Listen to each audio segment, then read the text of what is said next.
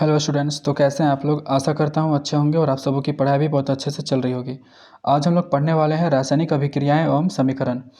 आप लोग जैसा कि जानते हैं कि आप लोग का एग्ज़ाम जो है वो काफ़ी नज़दीक है और इस चैप्टर नंबर 1 से आपका ऑब्जेक्टिव में कम से कम 3 से 4 क्वेश्चन आपका एग्ज़ाम में आ जाएगा और सब्जेक्टिव में भी आपका जो है वेटेज काफ़ी अच्छा खासा रहता है इस चैप्टर से।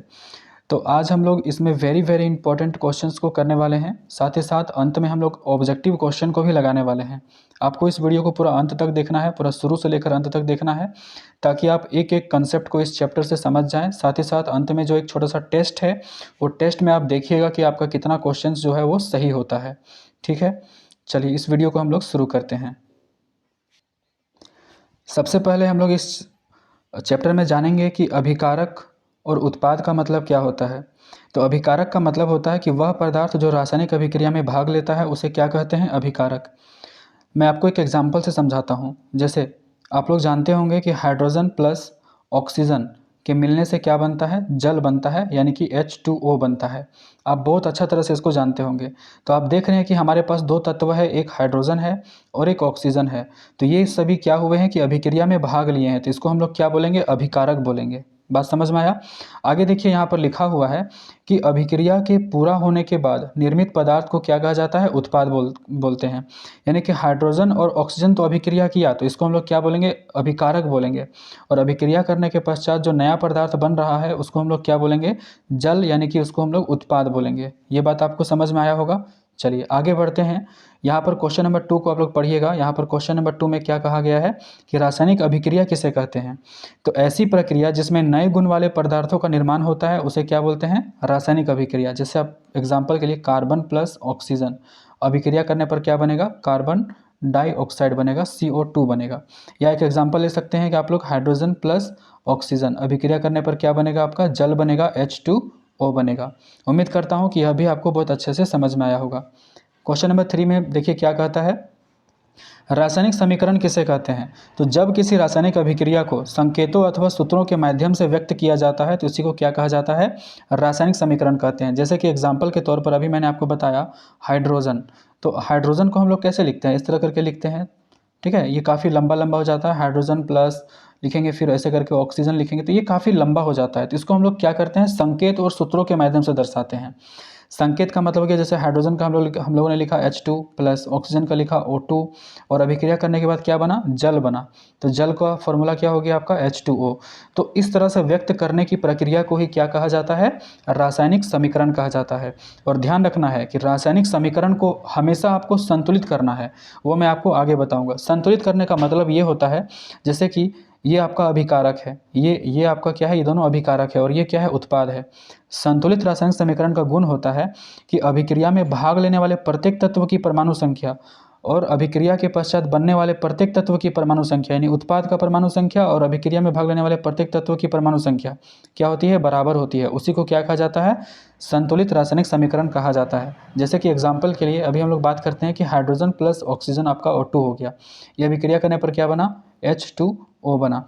आप यहाँ देख रहे हैं कि हाइड्रोजन 2 है तो यहाँ पर भी 2 है, ऑक्सीजन यहाँ पर 2 है तो ऑक्सीजन क्या यहाँ 2 है, नहीं है। तो ये अनबैलेंस है, इसको हमको बैलेंस करना होगा। इसके लिए हमको क्या करना पड़ेगा, 2 से यहाँ गुना करना पड़ेगा। तो ये क्या हो जाएगा, 2 दूना 4 हाइड्रोजन हो जाएगा। तो यहाँ पर से भी हमको 2 से गुना करना पड़ेगा, 2 दूना 4 हाइड्रोजन हो जाएगा। अब देखिए यहाँ पर 2 ऑक्सीजन है तो ये 2 इसके साथ भी गुना होगा, यानी कि 2 ऑक्सीजन यहाँ पर भी है। तो ये इसको बोलेंगे हम लोग बैलेंस इक्वेशन, यानी कि संतुलित रासायनिक समीकरण। उम्मीद करता हूँ कि आपको समझ में आया होगा। आइए अब हम लोग आगे बढ़ते हैं। आगे हम लोग पढ़ते हैं कि वियोजन अभिक्रिया को संयोजन अभिक्रिया के विपरीत क्यों कहा जाता है। इन अभिक्रियाओं के लिए समीकरण भी लिखिए। काफ़ी इंपॉर्टेंट क्वेश्चन है, काफ़ी बार एग्जाम में आया हुआ क्वेश्चन है। तो इसे आप पढ़ लीजिए, इसका आंसर को मैं आपको बहुत ही आसान भाषा में समझाऊंगा। आप इसमें क्या करिएगा, इस तरह से आंसर नहीं लिखिएगा, जैसे यहाँ लिखा हुआ उस तरह से आंसर नहीं लिखिएगा, काफ़ी आपका हार्ड होगा। मैं आपको सिंपल से बता रहा हूँ, देखिए समझिए।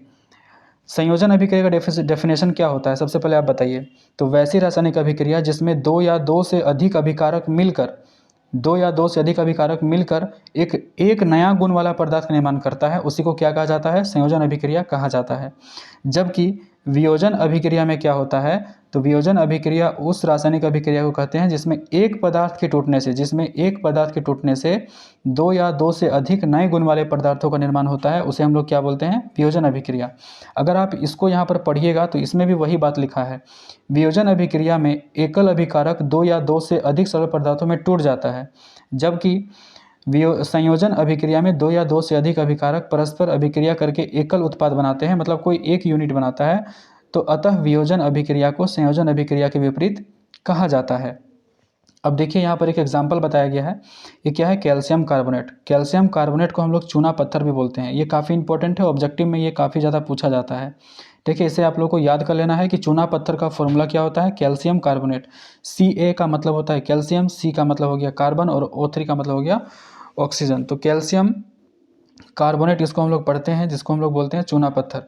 जब इसको गर्म किया जाता है तो आपके सामने क्या बनता है? कैल्शियम ऑक्साइड बनता है और कार्बन डाइऑक्साइड बनता है। ये गैस जो है वो बाहर निकल जाता है, ठीक है। जबकि संयोजन अभिक्रिया में क्या होता है? इसका जस्ट उल्टा होता है, यानी कैल्शियम ऑक्साइड यानी कि CaO प्लस जब इसको कार्बन डाइऑक्साइड की उपस्थिति में अभिक्रिया कराया जाता है तो क्या बन जाता है? कैल्शियम कार्बोनेट CaCO3 बन जाता है। ये होता है संयोजन अभिक्रिया। ये जो एग्जाम्पल मैंने आपको यहाँ पर जो लिखा हुआ है वो क्या है? संयोजन अभिक्रिया का एग्जाम्पल है। अगर आपको संयोजन अभिक्रिया का एग्जाम्पल ये थोड़ा अगर हार्ड लगता है तो आप इसको सिंपल वे में भी ऐसे लिख सकते हो, जैसे हाइड्रोजन ये अलग पदार्थ था, ऑक्सीजन एक अलग पदार्थ है, ये दोनों मिल करके क्या बन गया? क्या बना दिया? जल बना दिया, H2O बना दिया। तो इसको हम लोग क्या बोलेंगे? संयोजन अभिक्रिया बोलेंगे। हाइड्रोजन प्लस ऑक्सीजन मिल करके क्या बनाया? जल बनाया। उम्मीद करता हूँ कि आपको बहुत अच्छा तरह से समझ में आया होगा कि संयोजन अभिक्रिया वियोजन अभिक्रिया का विपरीत होता है।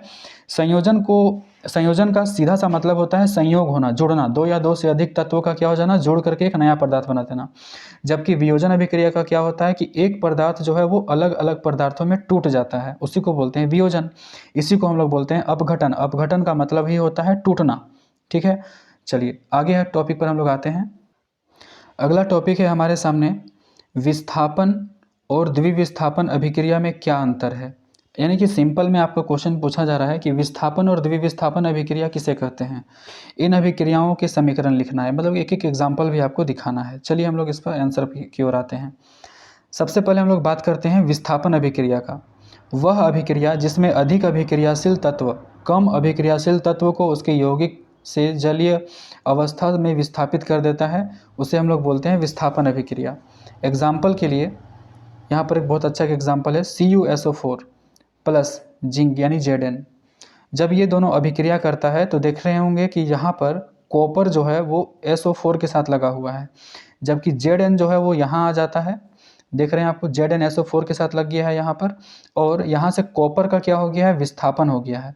मतलब ये क्या करता है अपना, ये जो तत्व होता है जिंक जो होता है, कोई एक तत्व जो होता है किसी दूसरे यौगिक से एक तत्व को हटा करके खुद उसका स्थान ग्रहण कर लेता है, उसी को हम लोग क्या बोलते हैं? विस्थापन अभिक्रिया बोलते हैं। ये बड़ा फेमस एग्जाम्पल है, एग्जाम में भी काफ़ी ज़्यादा आया हुआ है। आप इसे बहुत अच्छे तरह से इसको याद कर लेंगे। क्या करेगा ऑब्जेक्टिव क्वेश्चन में कि ये एग्जाम्पल दे दिया जाएगा और बोलेगा बताइए कि यहाँ पर कौन सा अभिक्रिया हो रहा है। तो आपको क्या करना है? इसको बहुत अच्छे तरह से याद कर लेना है। CuSO4 plus Zn, ZnSO4 plus Cu, ये कैसी अभिक्रिया है? विस्थापन अभिक्रिया है, ठीक है। आगे बढ़ते हैं द्विविस्थापन अभिक्रिया।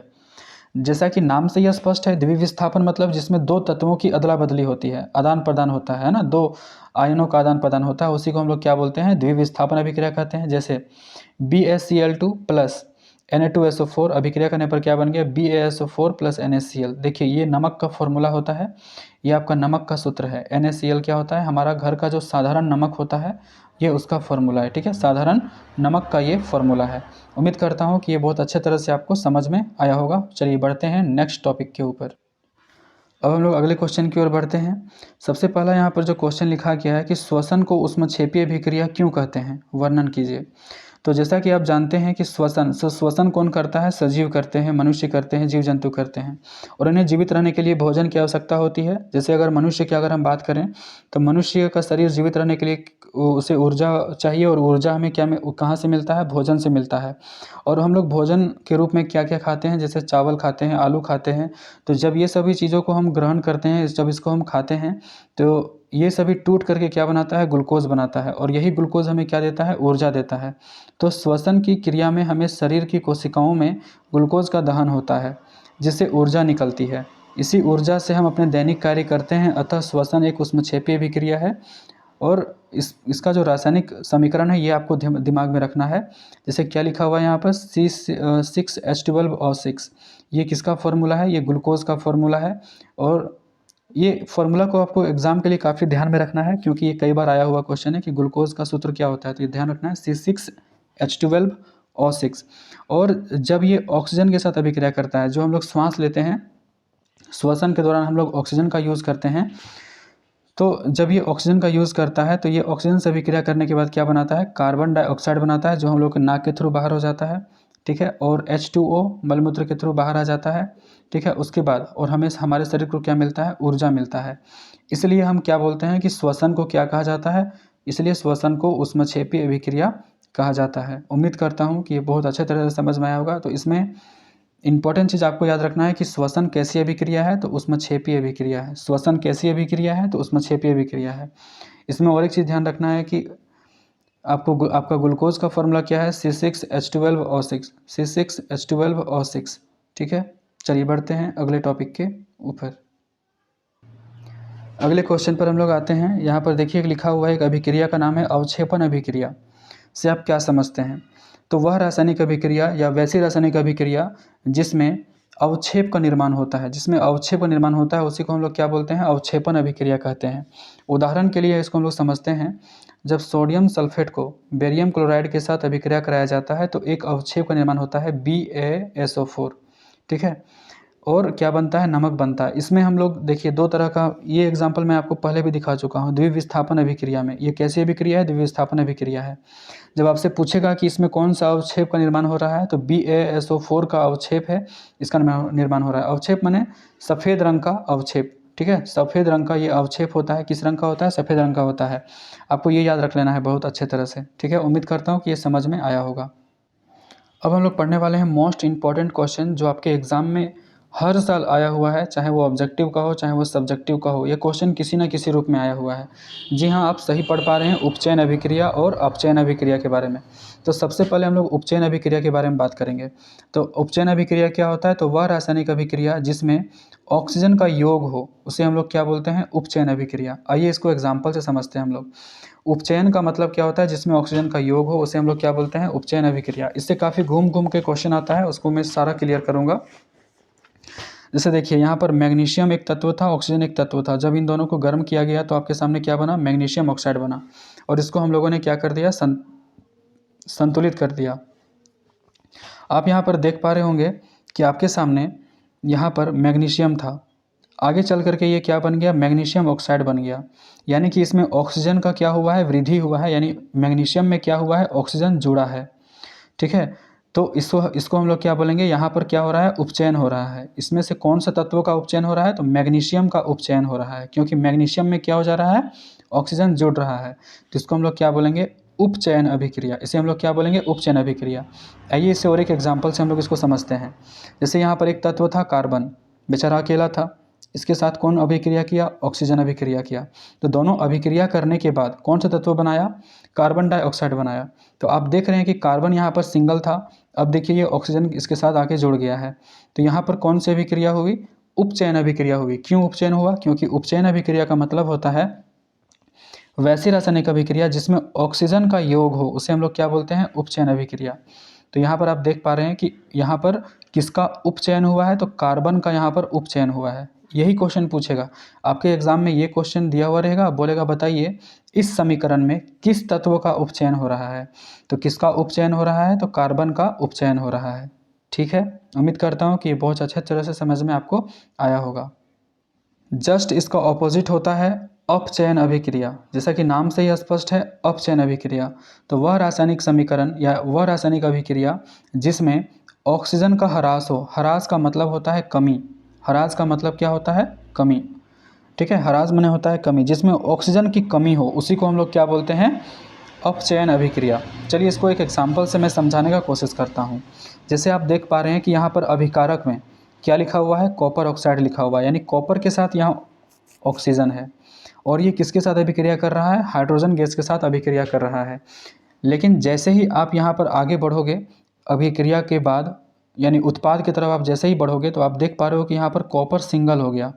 यहाँ पर क्या था? कॉपर ऑक्साइड था। अब यहाँ पर क्या है? कॉपर है। तो यहाँ पर देख रहे हैं ऑक्सीजन जो है वो घट गया, ऑक्सीजन यहाँ पर कम हो गया। ठीक है, तो यहाँ पर जो है ऑक्सीजन की कमी हुई है, इसलिए इसको हम लोग क्या बोलेंगे? अपचयन अभिक्रिया बोलेंगे। बात समझ में आया? लेकिन एक चीज़ आप ध्यान से देखिए, यहाँ पर हाइड्रोजन अकेला था, लेकिन अभिक्रिया के बाद यहाँ पर इसके साथ ऑक्सीजन आके जुड़ा हुआ है, तो यहाँ पर इसका क्या हुआ है? उपचयन हुआ है। इसका यहाँ पर क्या हुआ है? उपचयन। तो यहाँ पर से एक क्वेश्चन और आपका बन सकता है, तो वैसी रासायनिक अभिक्रिया जिसमें अपचयन और उपचयन दोनों हो रहा हो, उसको हम लोग बोलते हैं रेडॉक्स अभिक्रिया। क्या बोलते हैं इसको? रेडॉक्स अभिक्रिया भी हम लोग बोलते हैं। वैसी रासायनिक अभिक्रिया जिसमें उपचयन और अपचयन दोनों होता है, उसे हम लोग क्या बोलते हैं? रेडॉक्स अभिक्रिया बोलते हैं। इससे हम लोग और एक एग्जाम्पल से समझने का कोशिश करते हैं। एग्जाम्पल के लिए आपके सामने यहाँ पर दिख रहा होगा जिंक ऑक्साइड है, यहाँ पर आपका कार्बन के साथ ये अभिक्रिया कर रहा है। अभिक्रिया करने के पश्चात आप देखिएगा कि यहाँ पर जिंक देखो अकेले हो गया, सिंगल हो गया, जबकि यहाँ पर उसके साथ ऑक्सीजन लगा हुआ था, तो ऑक्सीजन का यहाँ पर क्या हुआ? कमी हुआ है।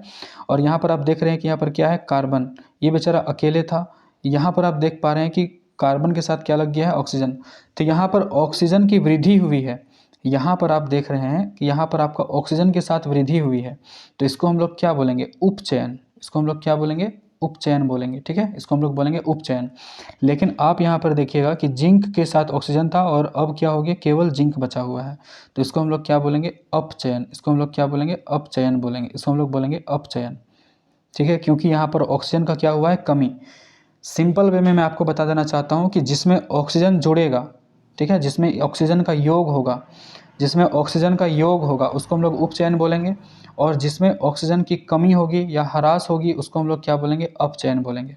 और वैसी रासायनिक अभिक्रिया जिसमें अपचयन भी हो रहा है, जैसे कि ये वाला समीकरण को देखो, इसमें उपचयन भी हो रहा है और अपचयन भी हो रहा है।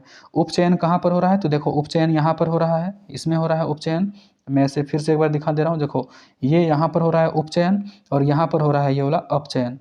ठीक है, तो यहाँ पर हुआ उपचयन, यहाँ पर हुआ अपचयन, तो इसी को हम लोग क्या बोलेंगे? रेडॉक्स अभिक्रिया। बात समझ में आया? अगर आपसे एग्जाम में पूछता है कि यहाँ पर किस तत्व का अपचयन हो रहा है, तो किस तत्व का अपचयन हो रहा है? अपचयन माने कमी हो रहा है ऑक्सीजन का, तो किसका हो रहा है कमी? कॉपर ऑक्साइड का। ठीक है, किस तत्व का उपचयन हो रहा है? तो हाइड्रोजन का यहाँ पर जो है उपचयन हो रहा है, क्योंकि हाइड्रोजन पहले यहाँ सिंगल था, अब यहाँ पर देखिए इसके साथ ऑक्सीजन आके जुड़ गया है, तो यहाँ पर इसका जो है वो उपचयन हुआ है, हाइड्रोजन का उपचयन हुआ है, और कार्बन डाइऑक्साइड का क्या हुआ है? अपचयन हुआ है। उम्मीद करता हूँ कि ये बहुत अच्छे तरह से समझ में आया होगा। चलिए अब अगले टॉपिक पर हम लोग आते हैं। यहाँ बताया गया है कि निम्न पदों का वर्णन कीजिए तथा प्रत्येक का एक एक उदाहरण दीजिए। संक्षारण और विकृत गंधिता। संक्षारण का मतलब क्या होता है? सीधा सीधे आप समझिए, जब किसी धातु को वायुमंडल में खुला छोड़ दिया जाता है, यानी कि पर्यावरण में खुला छोड़ दिया जाता है, तो वह अपने आसपास से क्या करता है? अपने आसपास के वातावरण से नमी को, है ना, अन्य प्रदूषकों को, आर्द्रता को क्या करता है? अपनी ओर आकर्षित कर लेता है और उससे क्रिया करता है, और क्रिया करने के बाद वो उसकी सतह क्या हो जाती है? भद्दी हो जाती है। उसी को हम लोग क्या बोलते हैं? संक्षारण बोला जाता है। उसी को हम लोग बोलते हैं संक्षारण। इसका सबसे बेहतरीन एग्जाम्पल आप देखिएगा, लोहे में जंग लग जाना। जब आप लोहे की वस्तु को खरीद के लाते होंगे नया नया में, तो वो काफ़ी चमकीला होता होगा, लेकिन समय के साथ साथ वो उसकी सतह क्या हो जाती है? भद्दी होती जाती है, उसके ऊपर जंग लग जाता है भूरा रंग का, तो उसी को हम लोग क्या बोलते हैं? संक्षारण बोलते हैं। संक्षारण का और एक एग्जाम्पल मैं आपको दिखाना चाहता हूं, जैसे कि चांदी का कोई भी वस्तु होगा, उसे वायु में खुला छोड़ देने पर उसके ऊपर काला परत जम जाता है। उसी तरह से आप देखिएगा, उसी प्रकार से और एक आप देखिएगा कि पीतल है या तांबा का बर्तन है, तो उसके ऊपर हरा रंग का परत जम जाता है। तो इससे भी एग्जाम में क्वेश्चन काफ़ी आता है, जैसे अगर कोई चांदी का कोई वस्तु है, कोई अगर चांदी का वस्तु है, तो उसके ऊपर कौन सा परत जमा होगा? काला रंग का परत जमा होगा, उसके ऊपर काला रंग का परत जमा होगा। और अगर जैसे कोई तांबा का कोई वस्तु है, तांबा का कोई वस्तु है, ठीक है, तो उसके ऊपर संक्षारण के कारण कौन सा परत जमेगा? तो हरा रंग का परत जमेगा। ठीक है, ये याद रखिएगा, ये एग्जाम में काफ़ी आया हुआ है। चांदी है तो काला रंग का परत जमेगा, तांबा है तो हरा रंग का परत जमेगा, संक्षारण की वजह से। चलिए अगला टॉपिक पर आते हैं, विकृत गंधिता। विकृत गंधिता का मतलब क्या होता है? तेल तथा वसायुक्त खाद्य पदार्थों को खुला रखने पर समय के साथ ऑक्सीकरण हो जाता है। मतलब ऑक्सीकरण का मतलब होता है उसमें ऑक्सीजन जुड़ जाता है, ऑक्सीजन से वो क्रिया कर लेता है, जिसके कारण उसका गंध और स्वाद में परिवर्तन आ जाता है। इसी घटना को क्या बोलते हैं हम लोग? विकृत गंधिता कहते हैं। बात समझ में आया होगा। जैसे उदाहरण के लिए तेल तथा वसायुक्त खाद्य पदार्थों का खराब होना। आए दिन आप देखते होंगे, मान लिया जाए रात के समय कोई खाना पकाए हैं, जैसे मान लिया जाए दाल है, उसको अगर हम लोग सुबह में अगर खाएंगे तो दाल में हल्का सा खट्टापन आ जाता है, तो उसी को हम लोग क्या बोलते हैं? विकृत गंधिता बोलते हैं। ठीक है। तेल तथा वसायुक्त खाद्य पदार्थ, मतलब तेल से तला हुआ चीज़, बना हुआ चीज़, वो ज़्यादा दिन तक ठीक नहीं रहता है, वो खराब हो जाता है। उम्मीद करता हूँ कि ये आपको समझ में आया होगा।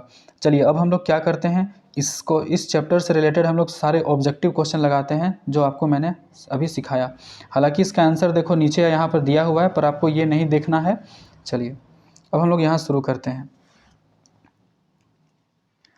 तो आज का हमारा सबसे पहला क्वेश्चन है खाली स्थान। देखिए यहाँ पर खाली स्थान है, उसके बाद लिखा गया है कि अभिक्रियाओं में किसी यौगिक तत्व को उससे अधिक अभिक्रियाशील तत्व विस्थापित कर देता है। तो कौन सी अभिक्रिया में? तो आप जानते हैं कि यह विस्थापन अभिक्रिया का एक उदाहरण है। विस्थापन अभिक्रिया में मैंने आपको ये बताया था। ठीक है, चलिए आगे बढ़ते हैं हम लोग। रासायनिक अभिक्रियाओं को खाली स्थान के नियम को संतुष्ट करने हेतु संतुलित किया जाता है। तो द्रव्यमान संरक्षण के नियम को, ठीक है, याद रखिएगा, द्रव्यमान संरक्षण के नियम यहाँ पर भरा जाएगा। नेक्स्ट क्वेश्चन है, क्वेश्चन नंबर 3 कहता है किसी पदार्थ में हाइड्रोजन का उत्सर्जन खाली स्थान कहलाता है। तो यहाँ पर क्या हो जाएगा? उपचयन कहलाता है। उपचयन कहलाता है। ठीक है, ध्यान रखिएगा, यहाँ पर क्या हो जाएगा? उपचयन कहलाता है। अगला क्वेश्चन है, क्वेश्चन नंबर 4 में कहता है संतुलित रासायनिक समीकरण में अभिकारकों तथा उत्पादों में विभिन्न तत्वों की परमाणु संख्या खाली स्थान होती है। तो क्या हो जाएगा? समान। मैंने आपको बताया था संतुलित रासायनिक समीकरण में क्या होता है कि अभिक्रिया में भाग लेने वाला प्रत्येक तत्व यानी कि अभिकारक तथा उत्पाद यानी कि जो नया पदार्थ बनता है उसका प्रत्येक तत्व का परमाणु संख्या क्या हो जाता है? वो समान होता है, बराबर होता है। तो यहाँ पर आपको क्या लिख देना है? समान। ठीक है, उम्मीद करता हूँ आप सही भर रहे होंगे। अगला क्वेश्चन है किसी रासायनिक अभिक्रिया में तत्वों या यौगिकों को शब्दों के स्थान पर सूत्रों और संकेतों से निरूपित करने से प्राप्त समीकरण को क्या बोलते हैं? इसको हम लोग बोलते हैं रासायनिक समीकरण। इसको क्या बोलते हैं? रासायनिक समीकरण बोलते हैं। ठीक है, अगला क्वेश्चन, क्वेश्चन नंबर 6 क्या कहता है? अभिक्रियाओं जिसमें उष्मा निकलती है उसे हम लोग क्या बोलते हैं? ऊष्मक्षेपी अभिक्रिया बोलते हैं। इसे हम लोग क्या बोलते हैं? ऊष्मक्षेपी अभिक्रिया कहते हैं। चलिए अगला क्वेश्चन पर हम लोग आ जाते हैं, क्वेश्चन नंबर 7 की ओर। क्वेश्चन नंबर 7 आपसे कहता है कि नीचे की तरफ संकेत करते हुए तीर का निशान, यानी कि ऐसे करके डाउनवर्ड, है ना, ये क्या दिखाना चाहता है? ये जो है वो क्या दिखाता है? यह जो है वो क्या दिखाता है? तो ध्यान रखिएगा, ये अवक्षेप को दिखाता है। क्या दिखाता है? अवक्षेप। और मैंने आपको बताया था कि अवक्षेप का कलर जो होता है वो कैसा होता है? सफ़ेद रंग का। एग्जाम्पल BaSO4, अभी अभी मैंने जस्ट आपको पढ़ाया था। किसी पदार्थ में ऑक्सीजन का योग क्या कहलाता है? मैंने अभी आपको बताया था जस्ट तुरंत कि जब ऑक्सीजन का योग होता है उसको क्या बोलते हैं? उपचयन अभिक्रिया बोलते हैं या ऑक्सीकरण अभिक्रिया बोलते हैं। क्वेश्चन नंबर 9 पर आ जाइए। क्वेश्चन नंबर 9 आपका कहता है कि रासायनिक अभिक्रिया में बने नए पदार्थ को क्या बोलते हैं? तो उत्पाद बोलते हैं। सबसे फर्स्ट में ही मैंने आपको बताया था। आगे बढ़ते हैं कि वे पदार्थ जो संयोजन करते हैं अथवा अभिक्रिया करते हैं उसे क्या कहते हैं? तो उसे को बोलते हैं अभिकारक। उसे क्या बोलते हैं हम लोग? अभिकारक बोलते हैं। क्वेश्चन नंबर 11 क्या हो जाएगा? जंग का सूत्र क्या होता है? तो याद रखिएगा Fe2O3 होता है जंग का फॉर्मूला, Fe2O3 होता है। आगे बढ़ते हैं क्वेश्चन नंबर 12 की ओर। वसा युक्त खाद्य पदार्थों यानी कि वसा युक्त पदार्थों का सड़ना किसका एग्जाम्पल है? तो विकृत गंधिता का है। ठीक है, मैंने आपको बताया था सबसे लास्ट क्वेश्चन में बताया था कि तेल तथा वसा युक्त खाद्य पदार्थों का सड़ना क्या कहलाता है? तो विकृत गंधिता कहलाता है। तो मैं उम्मीद करता हूँ कि आप काफ़ी अच्छे तरह से इस चैप्टर को समझ गए होंगे और इसका सारा का सारा क्वेश्चन आपको याद भी हो गया होगा, समझ में भी आया होगा। ठीक है, मिलेंगे किसी नेक्स्ट वीडियो में। जय हिंद। और इसे बार बार रिवीजन करते रहिएगा। 1-2 बार इस वीडियो को देख लेने के बाद आपका कोई भी डाउट इस चैप्टर में नहीं बचेगा। और जितने भी सारे क्वेश्चन एग्जाम में जो आते हैं वो मैंने आपको करवा दिए हैं। बार बार इसी को रिवाइज आप लोगों को करते रहना है। मिलेंगे किसी वेरी इंपॉर्टेंट वीडियो के साथ। जय हिंद।